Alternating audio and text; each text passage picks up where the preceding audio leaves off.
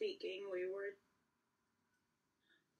were treating destructive wounds, and what that means is that there were large areas of tissue missing from the body, and they required emergency surgery because there was significant blood loss.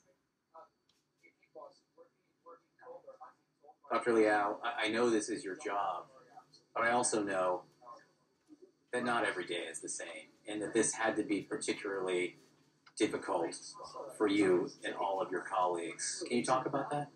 Really? Yeah, I think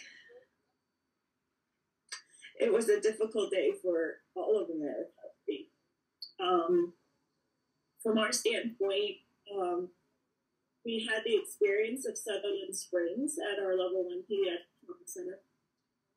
And from that experience, we learned and we prepared for this mass casualty event and gathered teams of surgeons, anesthesiologists, pediatricians very quickly.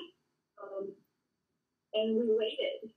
And also from the last experience, we realized that when we're dealing with high-velocity firearm injuries, we may not get a whole lot of patients. And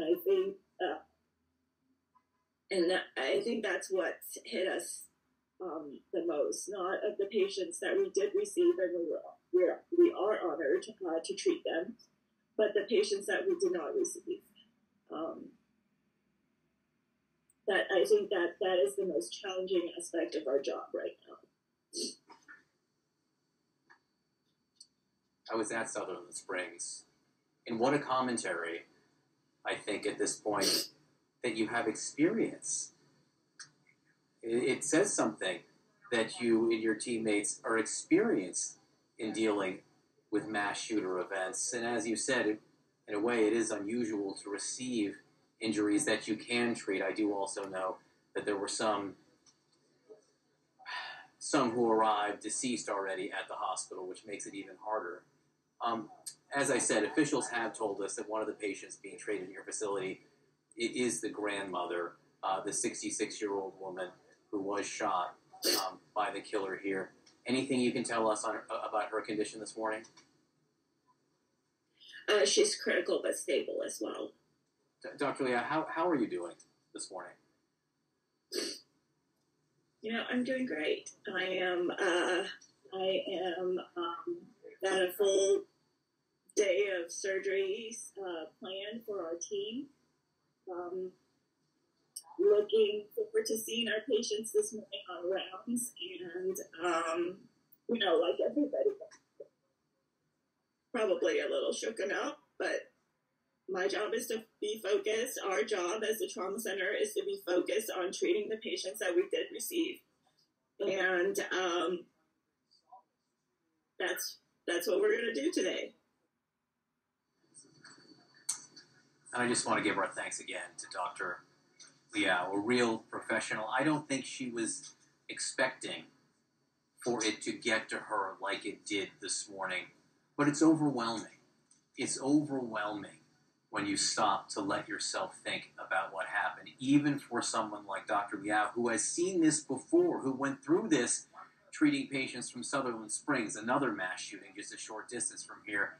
So again, our thanks to her, our thanks for the work that she is doing. We are getting more developments on the investigation into how this unfolded. I am joined by CNN's Shimon Prokupez. And Shimon, we just talked to Lieutenant Chris Oliveras of the Department of Public Safety. They're leading the investigation, trying to piece together the timeline. A few new details. Number one, the school resource officer who did engage with the killer before he got in the building, he was armed. He did have a gun. At this point, they have no evidence that he used it. Right. John, I think you made a very good point with the lieutenant, is that this is not about second-guessing, but we need answers, right? And these parents need answers. And emotions are really starting to run high here. And I think in the days to come, as we've seen from this doctor, we're going to see more emotion as we get ready for funerals. And more stories are starting to come out about what was going on here. And some of these stories are just from the parents who are out here hearing the gunshots standing out here as their kids are inside listening to gunshots. And so that's the role here, is that we need to have answers as to why it took so long for police to get inside the school and